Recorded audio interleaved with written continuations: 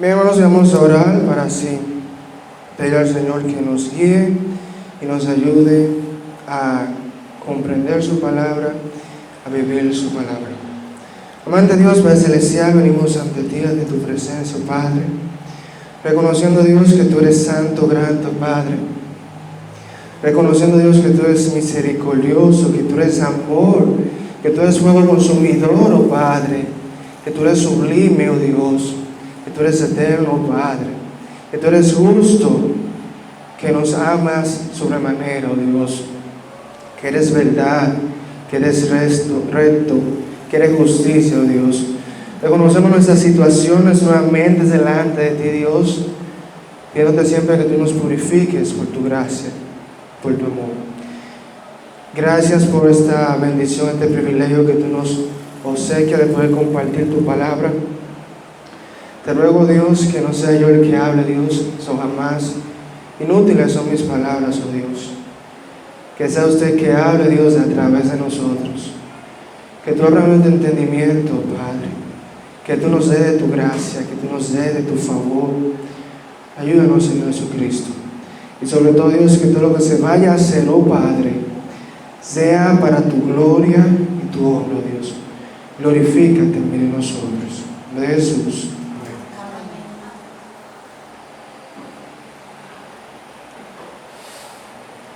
Bien, hermanos, en la tarde de hoy vamos a estar hablando, Dios mediante, bajo el tema una vida cristocéntrica. Vamos a estar hablando bajo el tema una vida cristocéntrica. Parte del material de este mensaje ha sido recuperado, obtenido del libro de C.J. Mahaney, de la vida cristocéntrica. Y como vimos en nuestra lectura devocional, hablamos sobre la vida o el acontecimiento de un joven rico.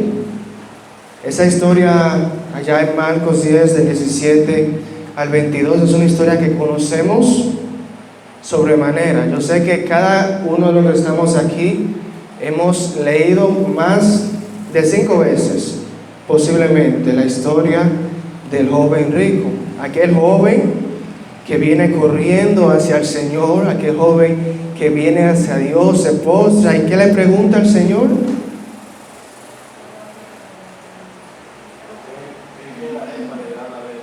Amén. Pregunta, ¿qué haré para heredar la vida eterna? Bueno, qué buena pregunta.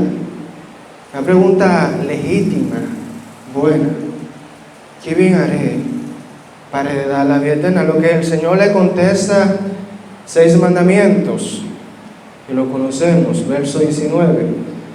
No adulteres, no mates, no hurtes, es decir, no robes, no digas falso testimonio, no defraudes, honra a tu padre y a tu madre, y honra a tu padre y a tu madre.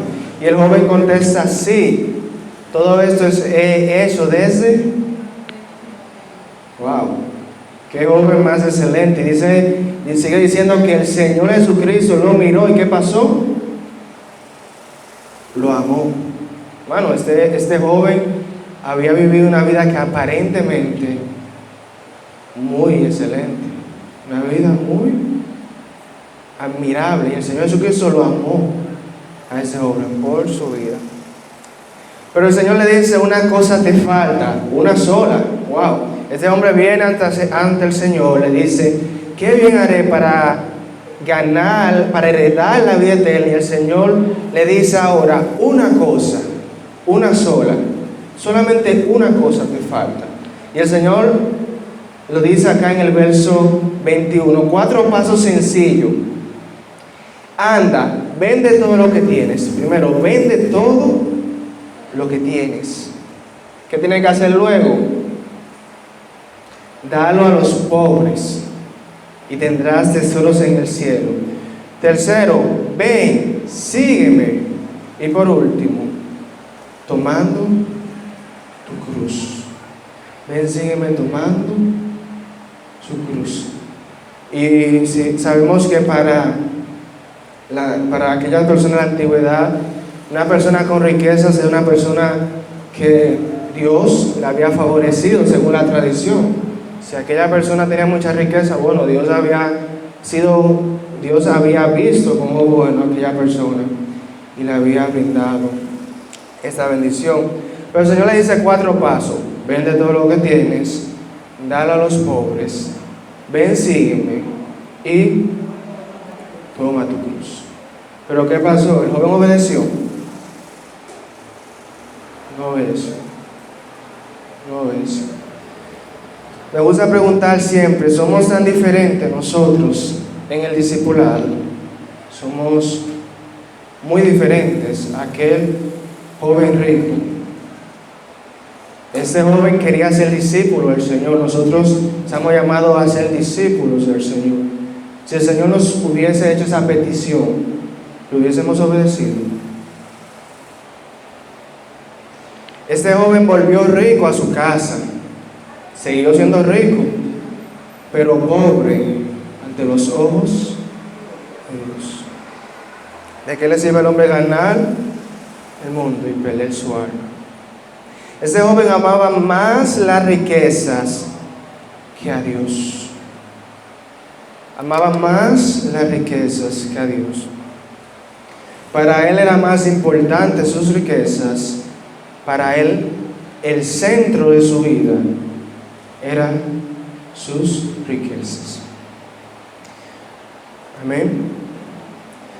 Antes de hablar de una vida cristocéntrica, hermano, lo primero que debemos hacer es, primer punto, identificar en qué está centrada nuestra vida.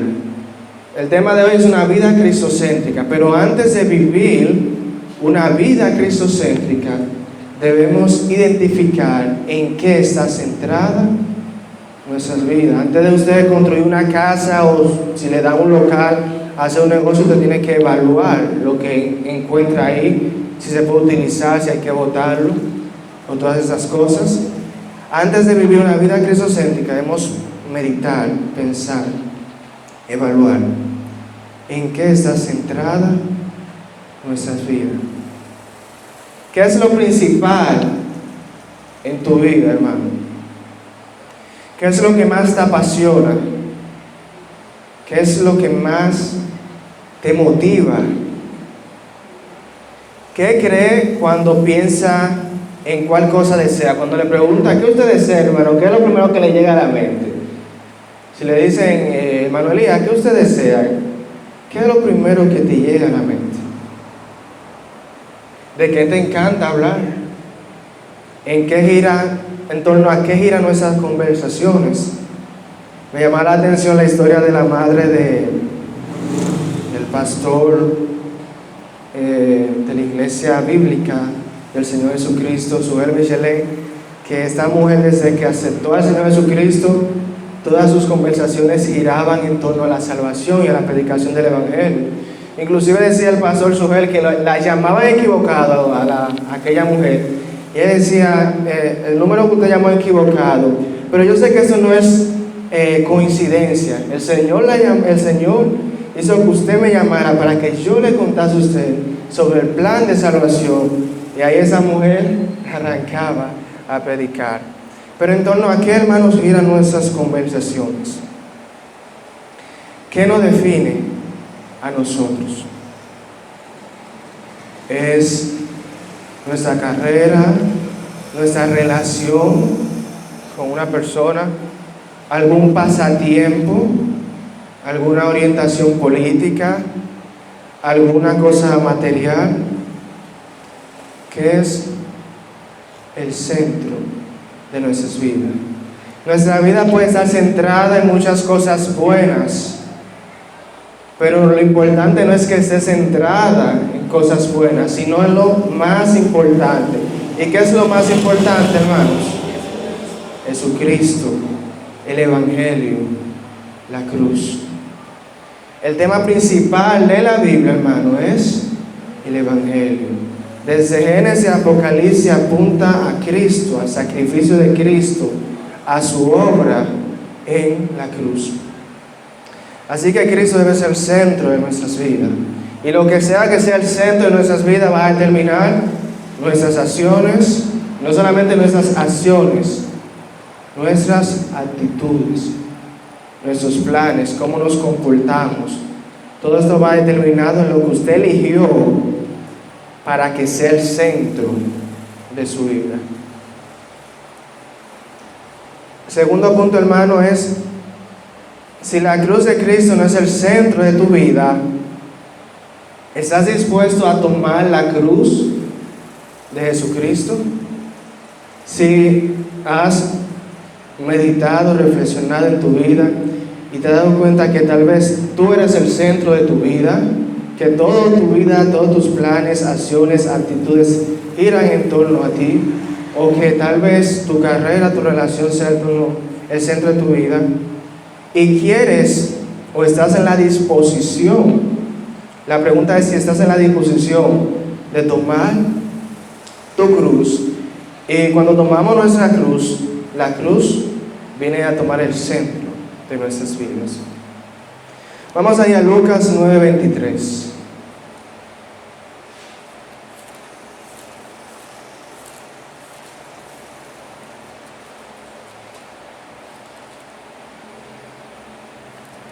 Lucas capítulo 9, versículo 23.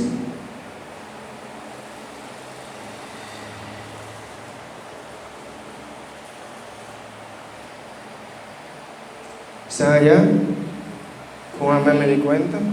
Dice: y decía a todos: si alguno quiere venir en pos de mí, niéguese a sí mismo. Tome su cruz. ¿Cuándo?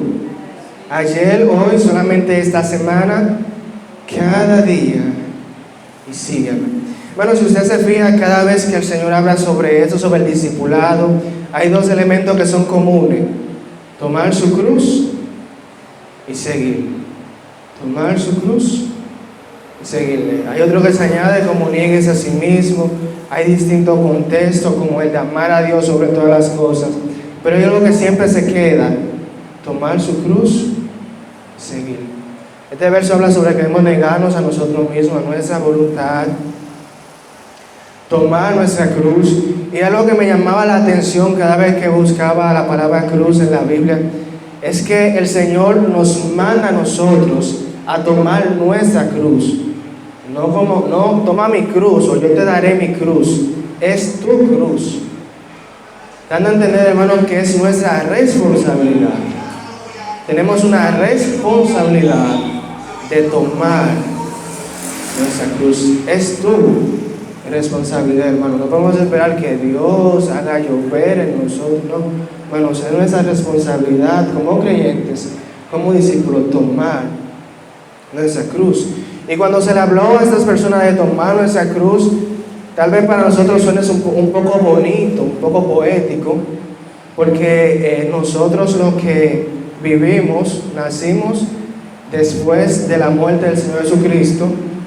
La cruz significa el Evangelio. Hay t-shirts de la cruz, logo de la cruz, y la cruz como representa santidad. Pero para estas personas que habían estado desde antes de la muerte de Jesucristo, la cruz no significaba cosa buena, significaba sufrimiento, dolor. La cruz era como llevar una calavera. Recordamos que la cruz era un método de castigo de los asirios, uno de los métodos más crueles que luego adoptaron los romanos. Es decir, que la cruz era un símbolo de maldición. El Señor aquí le dice a esta persona: tomen su cruz. Y con esa idea del sufrimiento ya tenían que vivir. Tomar la idea de que, como dice la Biblia, el que quiere vivir piadosamente padecerá persecución. Con la idea de que iba a venir dificultad, en el mundo tendréis aflicción. Pero Dios ha vencido, confiad, Dios ha vencido al mundo. Entonces, hermanos, es nuestra responsabilidad tomar nuestra cruz. Dios te manda a ti, discípulo, porque este verso no es para los inconversos, es para los creyentes, a cada uno de nosotros a tomar nuestra cruz. El pastor Miguel Núñez define la palabra tomar la cruz de la siguiente manera. Es dar la bienvenida al señorío de Cristo y voluntariamente dar paso a su voluntad por encima de la nuestra, sin cuestionamiento de su voluntad buena, agradable y perfecta. Repito de nuevo, es dar la bienvenida al señorío de Cristo y voluntariamente dar paso a su voluntad, a la voluntad de Dios, por encima de la nuestra. Sin cuestionamiento de la voluntad buena, agradable y perfecta. Cuando tomamos nuestra cruz, la voluntad de Dios viene a ser la nuestra. Cuando tomamos la cruz, vivimos por el Evangelio, para el Evangelio, nos gozamos en el Evangelio, queremos predicar el Evangelio, estudiar el Evangelio y llevar el Evangelio a otras personas. Hermano, ya para terminar, vamos a ver los síntomas de una vida no centrada en la cruz y una vida así centrada en la cruz. Ya vimos qué es lo primero que debemos hacer: identificar cuál es el centro de nuestra vida, o qué está tomando el centro de nuestras vidas. Ya vimos qué es tomar la cruz. Ahora, ¿qué características podemos ver de una gente que su vida no está centrada en la cruz y de otra que su vida sí está centrada en la cruz? Los síntomas, según C.J. Mahaney, de las personas que no están centradas en la cruz son fáciles de detectar. ¿Alguno de esos lo describen usted? Esa es la pregunta. Primer síntoma: a menudo le falta fe. Si su vida no está centrada en la cruz, hermanos, los síntomas es que a menudo le falta fe, le falta gozo, perdón. A menudo le falta gozo. Segundo fruto del Espíritu Santo, hermano, es el gozo. Primero es amor, gozo. Si vivimos una vida centrada en la cruz, si vivimos una vida centrada en el Espíritu, no nos va a faltar gozo. Pero si nuestra vida está centrada en mí, en algún bien, en mi carrera, en mi relación, en mi hijo, en algún material, puede que a menudo nos falte gozo. Segundo, no estamos creciendo de manera regular en la madurez. Primero, a menudo nos falta gozo. Segundo, no estamos creciendo de manera regular en la fe. El creyente, hermanos, debe crecer en la fe. Debemos crecer.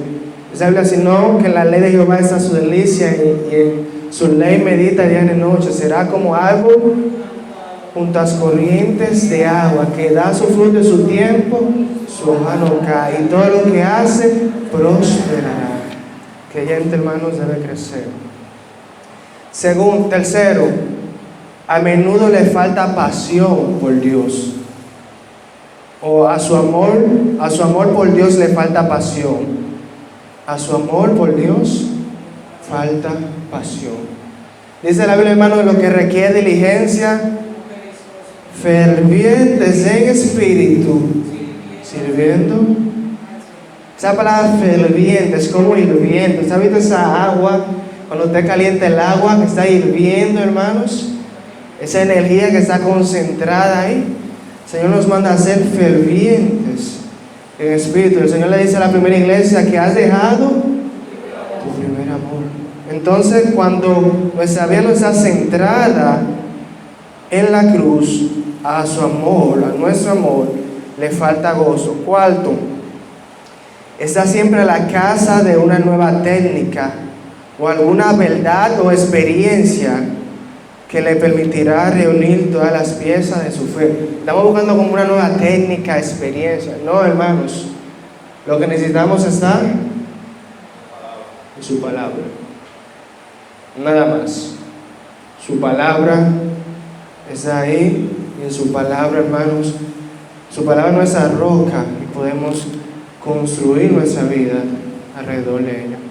Ahora, hermanos, si usted está viviendo una vida centrada en la cruz, dice C.J. Mahaney que hay 4 síntomas positivos, que es, o que usted va a aprender a cómo liberarse de lo que le roba el gozo, el pensamiento y la vida legalista. Cuando usted vive centrado en la cruz, usted va a aprender a liberarse de lo que le roba el gozo. Y vimos en Filipenses, en la serie de Filipenses, 3 cosas que pueden robar el gozo. Las cosas materiales era una, la preocupación era otra, y había otras más. Pero hermano, cuando uno aprende a vivir una vida centrada en la cruz, se va a liberar de lo que le roba el gozo, el pensamiento. Dice la Biblia, todo lo verdadero. En Filipenses describe un grupo de características que debe guiar nuestro pensamiento. Todo lo justo, todo lo verdadero, todo lo honesto, si hay virtud alguna, todo lo amable, si es digno de alabanza. Amén. Debemos cuidar nuestro pensamiento, lo que llega a nuestra mente. Debemos reprender cuando llega algún pensamiento negativo, un pensamiento pecaminoso.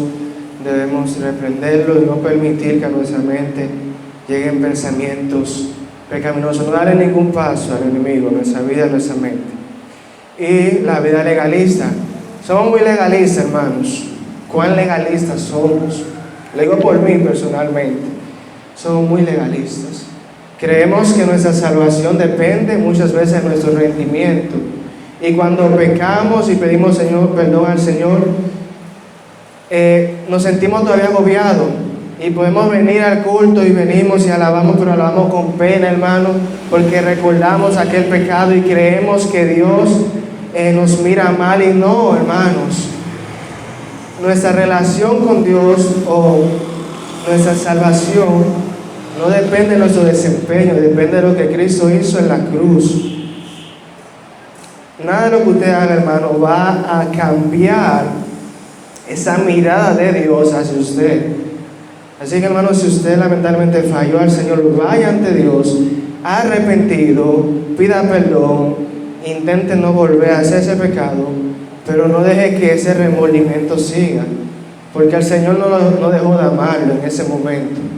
El Señor no dejó de amarlo, el amor de Dios no mengua hacia nosotros. Pero somos legalistas y creemos que el Señor ya no nos ama, no nos mira igual. Y no, hermano, debemos evitar el legalismo. Entonces, cuando vivimos una vida cristocéntrica, nos liberamos de lo que nos roba el gozo, el pensamiento y la vida legalista. Aprendemos a cómo dejar atrás el paralizante efecto de la culpa y de la condenación. Nos liberamos de los efectos de la culpa y de la condenación. Aprendemos a cómo dejar de basar su fe en las emociones y las circunstancias. Decía un escritor, se llama apellido Carlson, que debemos evitar, hermano, que nuestros sentimientos gobiernen nuestras vidas, que nuestro sentimiento gobierne nuestro ser y sea en centro y sea lo que controle. Los sentimientos no son malos, son indicadores. Que usted se sienta triste no es malo, lo malo es cómo actuamos con esa tristeza. Que usted sienta ira no es malo, lo malo es cómo actuamos con esto. Dice Martin Jones, gran parte de su infidelidad, de su infelicidad en la vida se debe a que se escucha a sí mismo en lugar de hablarse a usted mismo. Dice Martin Jones que gran parte de nuestra infelicidad en la vida se debe a que nos escuchamos a nosotros mismos en lugar de hablarnos. Nuestra vida, hermano, no debe guiarse nuestros sentimientos. Amanecimos mal, nos sentimos tristes.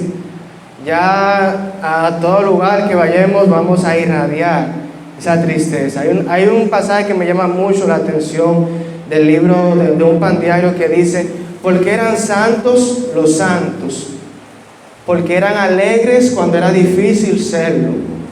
Nosotros no debemos ser alegres cuando nos sintamos alegres.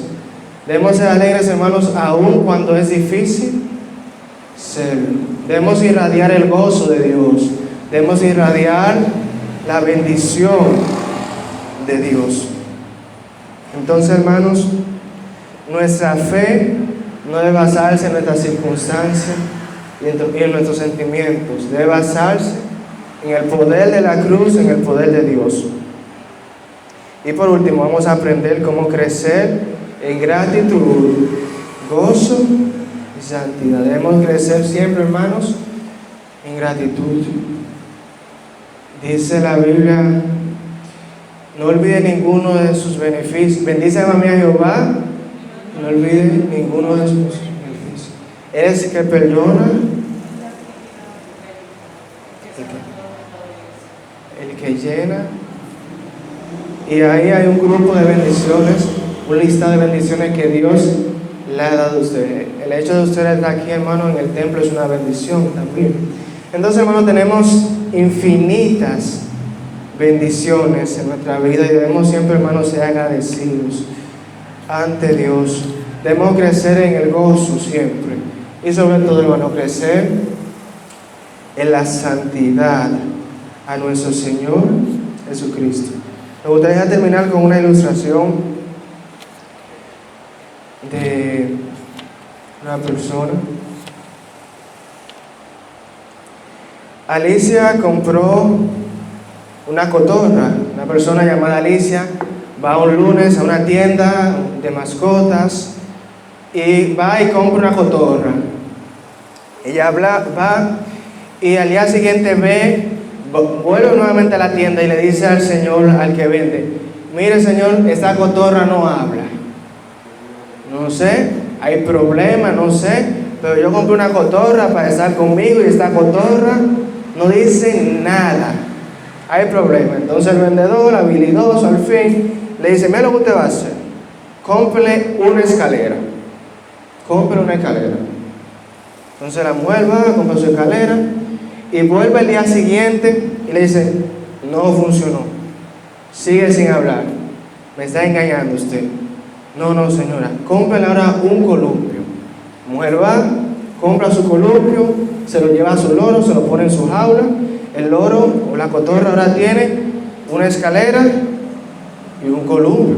Está excelente, está mejor que nosotros esa cotorra. Pero sigue sin hablar. Va al día siguiente a la tienda, el hombre le dice: cómprele un espejo. Va al día siguiente, el hombre le dice: cómprele un árbol plástico de miniatura. Va al día siguiente, el hombre le dice: cómprele otro loro, pero de juguete. Entonces el loro ya tiene una escalera, el loro tiene un columpio, el loro tiene un espejo, el loro tiene un árbol plástico, tiene otro lorito de plástico de juguete para que él juegue. ¿Qué pasó, hermano? Al día siguiente el loro se murió. ¿Se murió el loro, hermanos? Se murió. Entonces la mujer va y le dice: pero ¿qué ha pasado? El loro se ha muerto. Se me ha engañado, no habló, el loro se murió. Pero no le dijo nada, no le dijo algo. Dijo, sí. Él dijo unas palabras ya antes de morirse. ¿Qué le dijo? La mujer le dice: el loro dijo: ¿no venden algún alimento en tu tienda, en esa tienda de mascotas? ¿No venden algún alimento en esa tienda de mascotas? La mujer le había llenado la jaula de todo, menos de lo fundamental, el alimento. Hermano, nuestra vida puede estar llena de todo, de muchas cosas. Podemos alimentarnos de múltiples cosas y cosas positivas. Pero, hermano, no podemos descuidar el alimento espiritual y sobre todo el Evangelio. Debemos leer constantemente.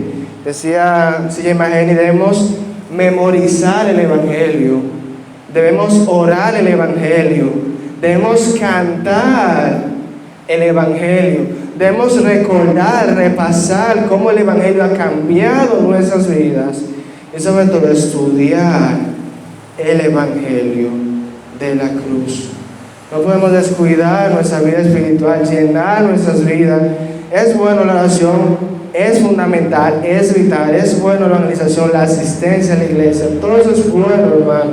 Pero no podemos dejar, olvidar la verdad central del Evangelio. Porque si olvidamos el Evangelio, hermano, podemos orar, podemos leer, pero podemos convertir estas cosas buenas y vitales en un medio para el legalismo.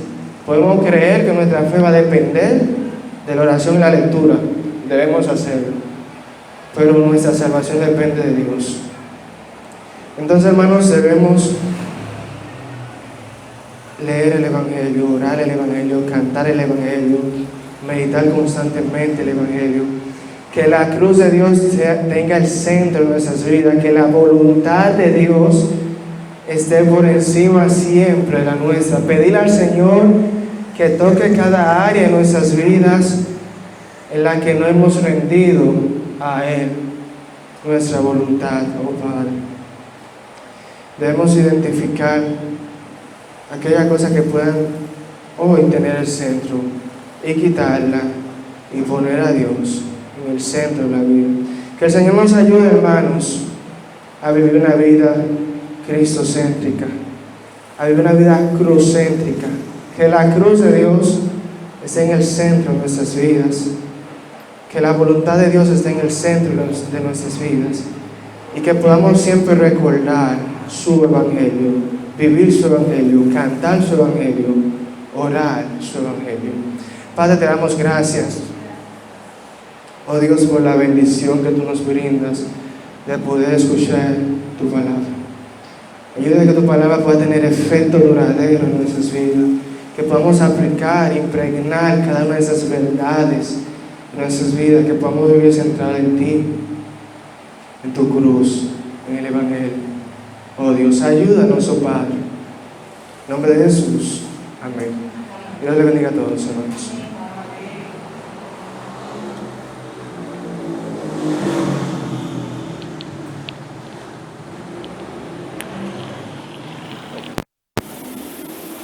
Bien, mis hermanos, Dios nos continúe bendiciendo.